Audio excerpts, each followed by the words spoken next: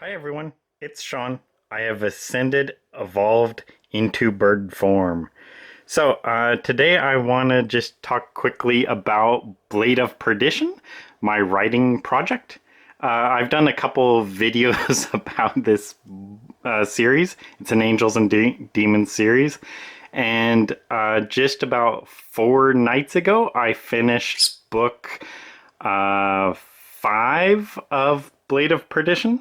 So, with the completion of book 5, the second novel, which is called Ascent, is now complete. So, that's real good. So, there are 2 more novels left. There's Torment and then Lament. So, it took me a little bit longer to write book 5 than some of the other books. The other books I've tended to write like within maybe 1 or 2 weeks. But with this last book, which was called Deceiver of Fools, book 5, it probably took about 3 weeks or so, maybe a month. And it was really just because I was just writing more sporadically, so maybe 1 chapter a day, and then maybe I'd take a break for, 3, 4, 5 days or whatever, and then write another chapter. And I wasn't altogether quite sure what to do, but it all came out pretty well, so I'm pretty excited and pretty happy about it. So now moving on to book 6, the first book of the third novel, which is called Torment. I was really kind of quite concerned, you silly bird.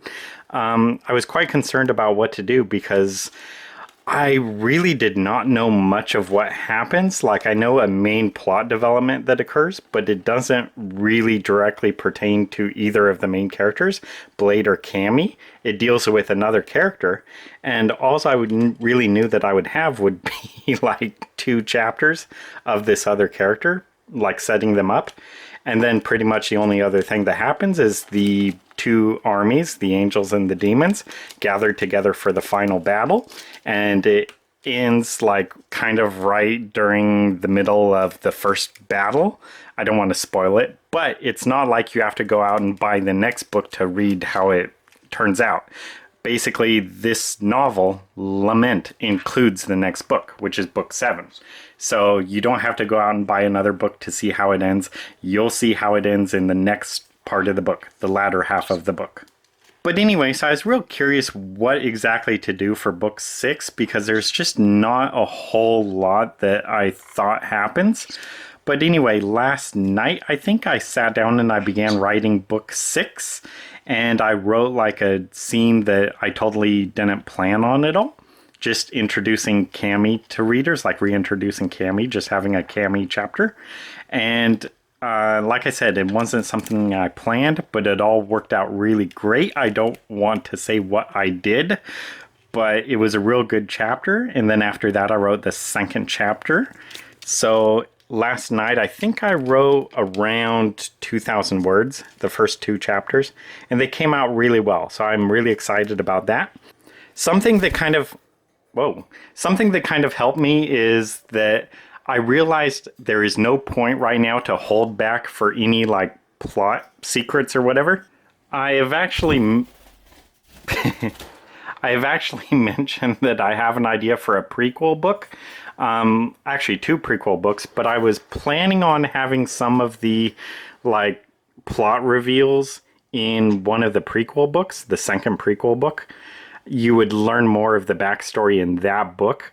But I kind of decided that, since it's dealing with the main series, I really shouldn't just have real substantive plot points in the prequel. I think it's more important that I just include those in the main series because I may not even get around to ever writing that prequel, or readers may not read it. So I should definitely have like the essential plot details, the backstory in the main series as much as possible. So I shouldn't just save stuff for the prequel series, or not. It's not even a series, it's just a prequel book. So as I was working on book 6, I decided I would include some of that stuff I was intending to save for the prequel and just put that in book 6 for now. And I don't really want to go into it because it's a long story, but the details that I'm working on including now are things that are actually going to pay off later in either book 6 or especially in book 7. So there's things dealing with characters that, you know, I could really set them up now instead of just saving that for the prequel. And I realized it was a much better decision because I need to set up some of these characters because major things are going to happen in books 6 and 7. And so readers are going to need to know about those characters so those like reveals have any kind of significance.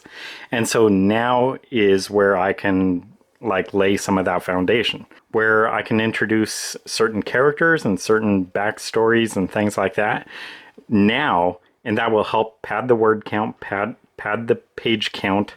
But it is very important because these characters, this backstory and everything is going to be very relevant in the end of book 6 and especially book 7. So those are things I can include now. I am not going to save those things for a prequel book. They are going into book 6.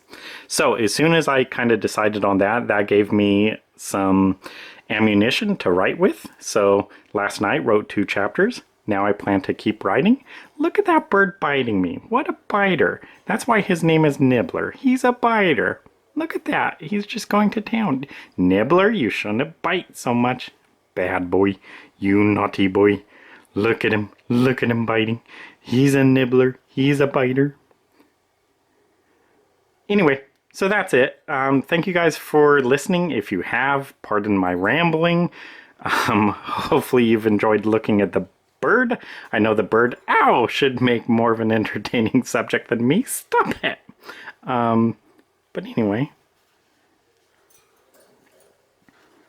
Oh, by the way, it was Nibbler's first birthday about a week ago. So I got him some new perches. Like there's this perch treat toy thing up there.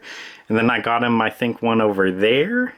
And those are like listed under chew toys because he's a chewer. He's a biter. He's like, what? You named me this. I'm just living up to my name. Hi, boy. Give everyone a kiss goodbye. Give everyone a kiss goodbye. Mwah. 2, 3, 4.